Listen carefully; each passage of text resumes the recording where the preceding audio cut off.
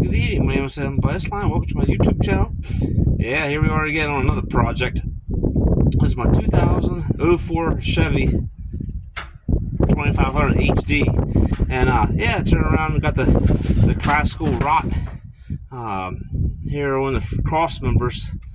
So right up here, turn around, it rod pretty good. This is right where the fuel tank sits at, and it rod that cross member there, and it rod this cross member here, and the classical double frame piece they put in here, that rod right out, and then over here I already got that piece off. So yeah, I completely removed it and cleaned it up here, and I'll go ahead and rewire wheel it and acid it and primer it. Yeah, I use real good paint, best I can find. Some of the paints that you get at your local hardware stores just don't get the job done. So I turn around and use a 2-part epoxy paint. So yeah, I'll go ahead and get this cleaned up. But the biggest thing is I had, this is where this area right here is where the spare tire cross member goes. And what I did is I went ahead and cut all the rivets out around the spring hanger right here. I cut them out, and I went and I drove the cross member out through the back then of the truck.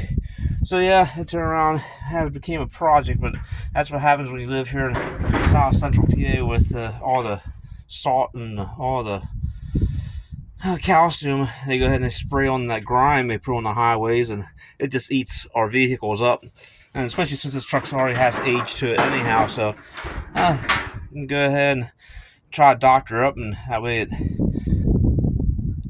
gets back on the road again.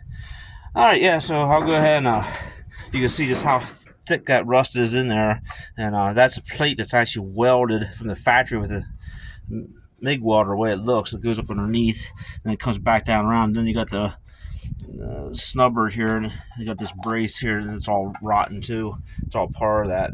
So yeah, I'll go ahead and I'll get this all cut out and cleaned up, and I'll go ahead. But yeah, this truck here has the Reading boxes on, built here in Pennsylvania, and yeah, needless to say, they're not the sweetest either. I went ahead and did some patching on this truck already, and definitely need some more patching done. The biggest thing is, I think with these tool boxes, they need to have an inner fender put in here.